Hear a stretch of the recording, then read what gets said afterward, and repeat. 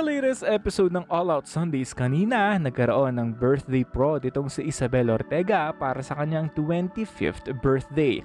Grabe din talaga at mala Britney Spears ang datingan ng actress at ang sparkle artist. Kitang-kita mo talaga na nag-improve na talaga sa kantahan o sayawan man itong si Isabel Ortega on stage. Malaki talaga ang growth nito na kung saan last year nakitaan natin siya ng pagkahiya sa tuwing siya nagpo-perform sa All Out Sunday stage, pero ngayon very fierce at palaban na talaga itong si Isabel this 2024. Mas uminit pa ang stage dahil nagkaroon sila ng dance prod ni Miguel Tan Felix. Napakaganda ng prod na ito.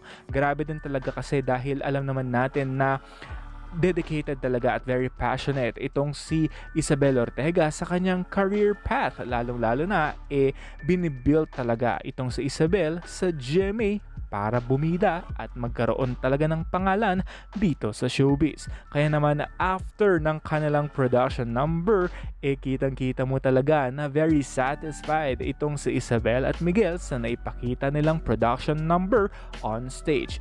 Very proud naman talaga ang mga Isabel fans at mga Isabel fans kay Isabel dahil sa naipamalas itong kagalingan sa kanyang birthday prod. Pero hindi talaga natin namalayan dahil tinanong ni Asia's Limitless star na si Julian San Jose kung ano nga ba ang mensahe ni Miguel Tan Felix sa aktres.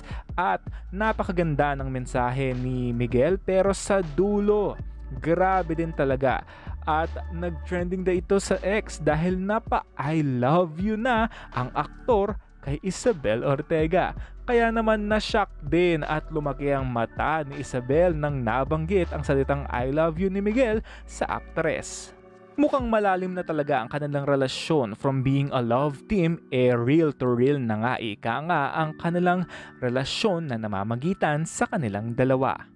Dalawang serye na ang kanilang pinagtambalan, kaya naman alam naman natin na this 2024 may mga malalaking pasabog sa kanilang karera this year. Intayin na lamang natin to, mga kapuso.